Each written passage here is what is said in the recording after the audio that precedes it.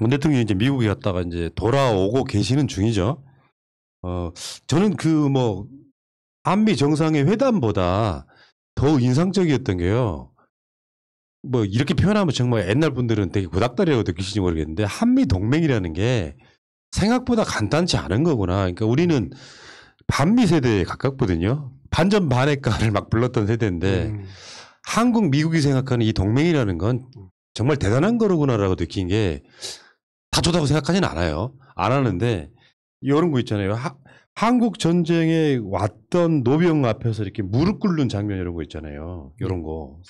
대통령하고 바이든 둘 다 이렇게 무릎을 꿇는 거 보면서 이런 부분은 우리가 그냥 지나치긴 좀 어렵구나라는 생각을 해봤어요. 어떠셨어요? 국가는 현실적 존재잖아요. 현실적 존재를 도와줬고 또는 같이 싸웠다라는 그런 의미로 이제 받아들여야 되는데요. 제가 요즘 그런 말 잘하는데요. 국제 정치에는 진보가 없습니다. 국제 정치는 다 보수입니다. 왜냐하면요, 국가라는 현실주의적 접근을 하기 때문에 우리가 과거에 했던 이념적 가치적 접근이라는 게 국제 정치에는 통용되지 않습니다. 최근에 이번에 정의당이 가서 뭐 기후 문제를 상의를 하지 못했고 그다음에 동북아의 새로운 뭐 군비 경쟁을 촉발할 수 있고 이런 비판하는 거는 집권해보지 못한 사람들의 그냥 몽상일 뿐입니다. 몽상. 국가는 구성원들의 개별적인 현실적 이익을 위해서만 존재하는 겁니다. 예. 그런 측면에서 국가 간의 혈맹이라고 하는 것은 전쟁 관계에서 도와줬다는 측면이기 때문에 물론 또 적이 될 수도 있습니다. 국제정치나에서 오늘 적이 내일에 원수가 되고 비슷한 건가요? 적이나 원수나 뭐 그런 거기 때문에 그러나 이어져 오는 관계 속에서는 서로 간에 최선을 다하는 게 국제정치의 기본 예의입니다. 네. 여기서 잠깐만 정정 하나 해드리려고요. 대통령 돌아오셨는데 내가 그래서 월요병이 이렇게 무서운 거야. 대통령이 돌아온 걸 착각으로 아직도 미국에 있다고 생각했어요. 죄송해요 여러분. 돌아오셨어요. 예. 실시간 맞냐고. 자, 계속 이야기하시죠. 예, 사실은 이게 저 사진으로 나타나는 게 보면 이제 미국 같은 경우는 지금도 항상 전쟁 중이잖아요. 미국은 그러니까 뭐라 그래요? 2차 세계대전 이후로 전쟁을 멈춘 적이 없어요. 계속 패권 국가니까. 네. 패권 국가이기 때문에 전 세계 모든 전쟁에 거의 개입하고 있고요. 그래서 미국 같은 경우는 예를 들면 국제사법재판소라든가 아니면 국제형사재판소 같은 그런 조약에 가입하지 않습니다. 왜냐하면 자국 군인들의 보호를 위해서 가입하지 않고 있어요. 그게 이제 또 다른 패권주의라고 비난하는 사람들도 있지만 워낙 전쟁 수행을 많이 하기 때문에 그 전쟁 수행에 따라 발생할 수 있는 전쟁 범죄 위험으로부터 자국 국민들을 그냥 보호하려는 거예요.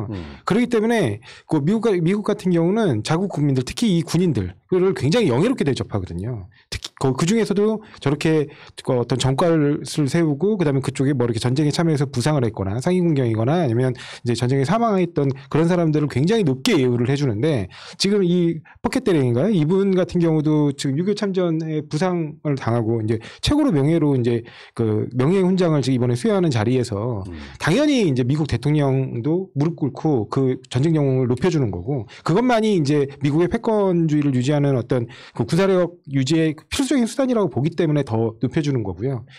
거기에 이제 우리나라 대통령이 이런 그런 이벤트에 초청받을 수 있는 어떤 그런 과거사가 있다는 거. 이게 한미 간에 아까 지금 말씀드린 것처럼 좀 아까 프라님이 말씀하신 것처럼 정말 간단치 않게 볼 문제다. 왜냐하면 이런 이벤트에 과연 어느 나라가 국가원수로서 참여할 수 있는가.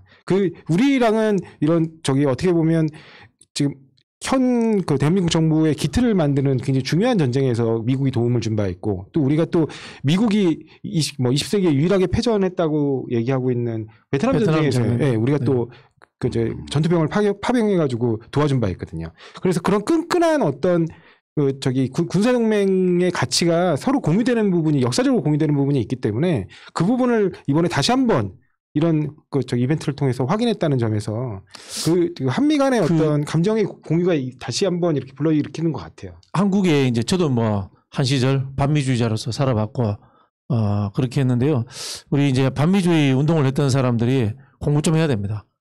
브루스 커민스 책 아직도 읽고 있을 그런 시대가 아닙니다. 이제 브루스 커민스의 수정주의라는 게 소련과 미국의 역사적 사료가 개방되면서 다 거기에 대해 이제 진짜 이 스토리텔링 수정주의 핵심이 그 텍스트주의가 아니고 컨텍스트주의이기 때문에 이 스토리텔링을 하는 거거든요. 짐작해서 하는 그런 부분에 있어서 많이 판명이 났고요. 베트남 전쟁에 대해서 우리가 제국주의 전쟁에 동원되었다라는 시각을 우리가 가지고 있었던 것도 사실이고요. 그것도 의미 있는 이야기입니다. 이념적으로 의미 있는 이야기입니다만은 그 과정 자체가 결국은 한국의 경제 발전이라는 이런 부분에 도움이 됐다는 것도 인정을 해야 되는 거고요. 이라크 파병도 마찬가지입니다. 이라크 파병 당시에 저는 그 당시에 민주당 열린우리당 국회의원으로서 찬성하지 않은 분들에 대해서 저는 굉장히 비판적입니다. 그런 분들은 여당할 자격이 없는 분이다. 저는 그렇게 생각을 합니다. 예. 특히 이번에 내가 가지고 있는 이상적 사상이라는 것과 그다음에 현실적인 내가 한 국가의 정치인이라는 것의 위치가 충돌했을 때는 현실적인 판단을 우선하는 게 저는 맞다 이렇게 생각합니다. 예. 그 한미동맹의 끈끈함을 다시 한번 환기시키기에 가장 좋은 이벤트이기도 하고, 근데 이런 부분들을 예를 들면 이 한미 간 의전을 맞추시는 분들이 정말 잘 기획한 것 같아요. 왜냐하면 지금 문재인 대통령 같은 경우는 뭐 이른바 1.4 후퇴 이후에 그 후퇴를 통해 이제 그 북에서 내려온 실향민 아닙니까? 근데 그 1.4 후퇴를 지원한 이제 뭐 어떻게 보면 목숨을 걸고 지원한 게 이제 미군인들의 도움이 굉장히 컸어요. 그리고 이번에 포켓 대령 같은 경우도 그런 이제 중공군 참여 이후에 그 1.4 후퇴 과정에서 벌어지는 그 전투에서 부상을 입으신 분이거든요. 그래서 어떻게 보면 그 전투에서 가장 어떻게 보면 본인의 생명을 구해주신 분들이잖아요. 문 대통령 입장에서는. 그러니까 그것들을 그 미국 정부와 우리 정부가 굉장히 잘 등치시켜가지고 이제 과거의 기억으로부터 이제 앞으로 미래에 우리가 얼마나 더 단단하게 동맹 관계를 유지하면서 나아갈 수 있는지 이런 것들에 대한 끈끈함을 다시 한번 확인시켜주는 이런 이벤트를 설계했다는 점에서 백악관에도 탁현면이 있나? 그러니까 굉장히 이걸 잘 맞춘 것 같다는 어떻게 거예요. 보면은 이런 네. 측면도 있다고 봐야죠. 그러니까 한국은 미국에만 집중했던 외교가 문제였었잖아요. 그러니까 오히려 미국 입장에서 한국한테 그런 느낌 좀 있잖아요. 중국으로 치우치면 안 돼. 우리는 혈맹이야라고 이거를 일부러 보여주는 것 같은 느낌도 분명히 있는 거 아닙니까? 그 문재인 대통령이 성품적으로 외교에 딱 맞는 성품이에요.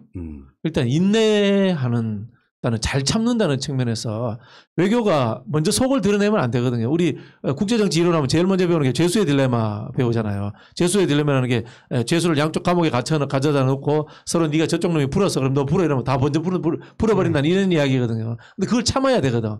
외교의 핵심은 은큼함이에요. 은큼함. 내 실속을 뒤에 챙겨놓고 그걸 드러내지 않는 두꺼운 속내, 흑심 이거거든요. 예, 그런 부분에서 참 흑심이라고 하기 때문에 표현하면 안 된다. 은큼함. 인내심. 아유 죄송합니다. 대통령. 충성. 죄송합니다. 표현하다 재밌게 표현하다 그러는데 죄송합니다. 인내심. 정치적 인내심이 탁월하신 것 같아요. 예. 그러니까 이제 언론이 그런 표현 쓰잖아요. 일본은 흉내를 낼 수 없는 혈맹 이벤트라고.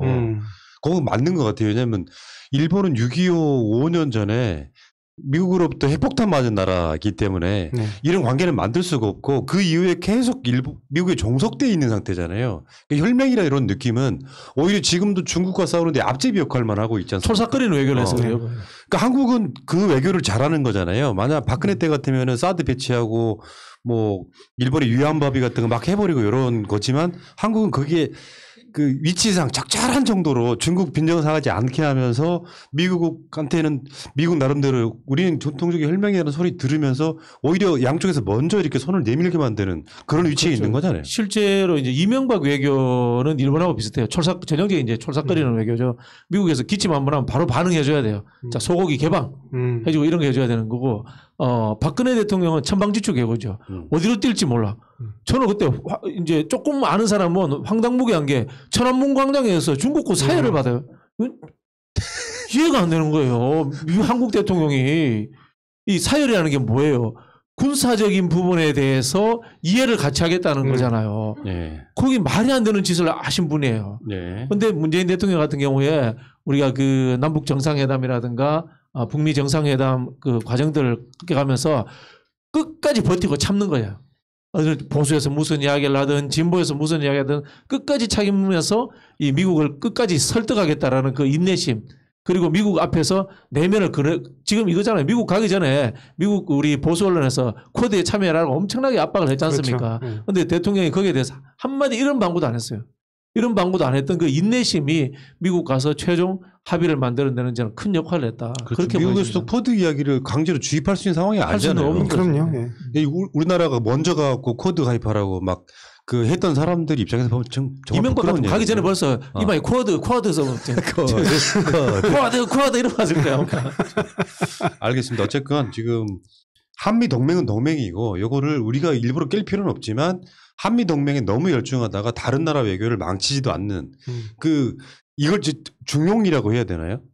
그 누릴 건 누리되 미국이 우리에게 먼저 이렇게 야, 너 우리 혈맹이야라고 이렇게 어떤 사실 이 이벤트는 미국이 했을 거 아니에요. 미국이 문 대통령한테 잊지 말라고 그런 느낌이라면 상당히 우리나라의 국격은 상당히 올라간 게 아니냐. 한 두 가지 정도는 확인을 하고 와야 될 것 같은데요. 첫 번째는 이제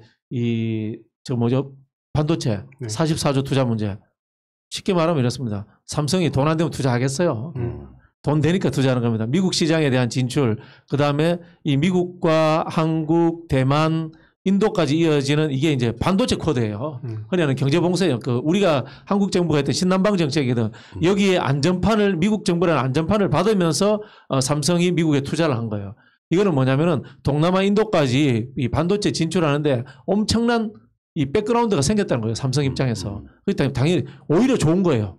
그렇게 봐주시면 될 것 같고요. 미사일은 뭐 당연히 아시게 김현종 전 통상본부장이 글을 올렸더라고요. 우주항공사업으로 가는 기틀을 마련했다.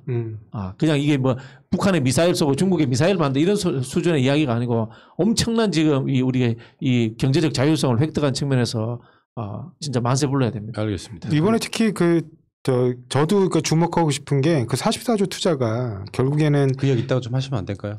예. 일단 한미 동맹 이야기 했고 네, 하고 네. 갈게요. 네.